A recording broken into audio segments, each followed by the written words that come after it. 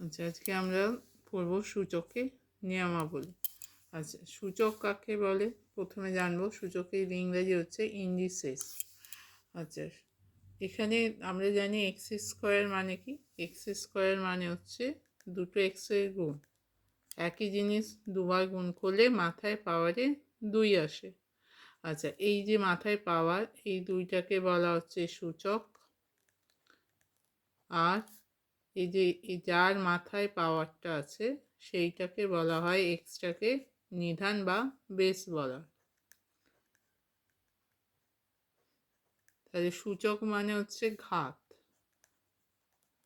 তাহলে এক্সের ঘাত কত? এক্সের ঘাত হচ্ছে এখানে 2, বা এক্সের সূচক কত? এখানে 2।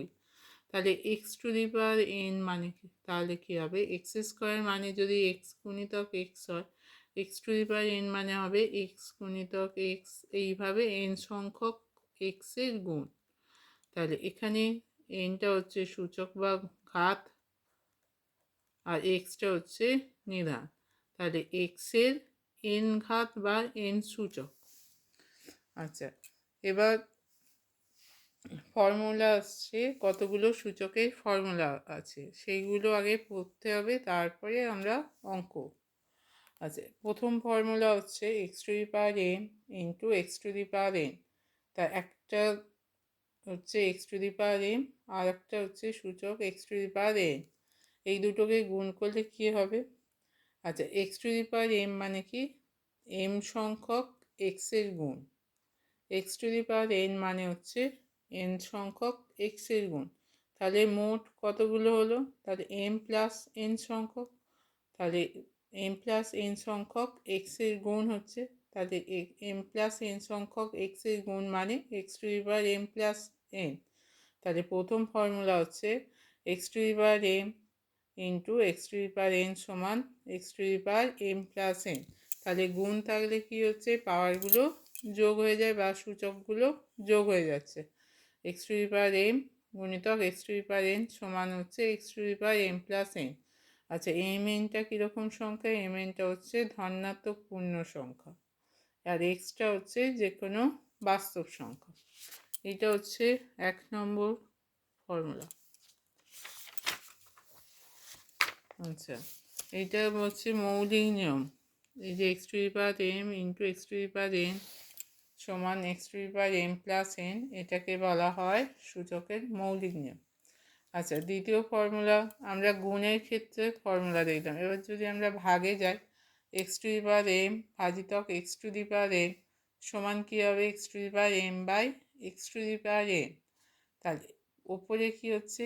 এম সংখ্যক এক্সের গুণ, তলায় হচ্ছে এন সংখ্যক এক্সের গুণ। তাহলে এই এন সংখ্যক এমটাকে অবশ্যই এনের থেকে বড় হতে হবে। তাহলে এবার এইটা মানে কী হবে? এন সংখ্যক এক্স কেটে গিয়ে তাহলে কী হবে? এম মাইনাস এন সংখ্যক। তাহলে এটা কাটাকুটি করে কি হচ্ছে? এম মাইনাস এন সংখ্যক এক্সের গুণ যখন এমটা গ্রেটার দ্যান এন। এমটা যখন এনের থেকে বড়, তাহলে এনটা ছোট। মনে করি এমের জায়গায় আছে 5, এনের জায়গায় আছে 2। তাহলে এখানে 5টা এক্স ওপরে, তলায় 2টো এক্স। তাহলে 2টো এক্স কেটে কটা থাকবে? 3। 3 মানে কি? 5 মাইনাস 2। এখানে 5-এর জায়গায় আমি এম, আর 2-এর জায়গায় এন। তাহলে 5 মাইনাস 2কে আমরা এম মাইনাস এন লিখছি। তাহলে এর পাওয়ার কী হবে? X to the power M minus n. তাহলে x to the power M by x to the power N সমান হচ্ছে x to the power M minus N যখন এমটা এনের থেকে বড়। এইটা যখন এনের থেকে বড় তখন হবে x to the power M minus N. আবার যখন এনটা বড় তখন হবে 1 বাই, তখন ওপরেরগুলো কেটে যাবে। যদি এনটা বড় হয়ে যায়, ওপরটা ছোট হবে, তাহলে ওপরের ছোটোগুলোর সঙ্গে তলাটা কেটে যাবে। তাহলে এন মাইনাস এম সংখ্যক থাকবে তলায়। তাহলে 1 by x to the power N minus M যখন এনটা গ্রেটার দ্যান এম।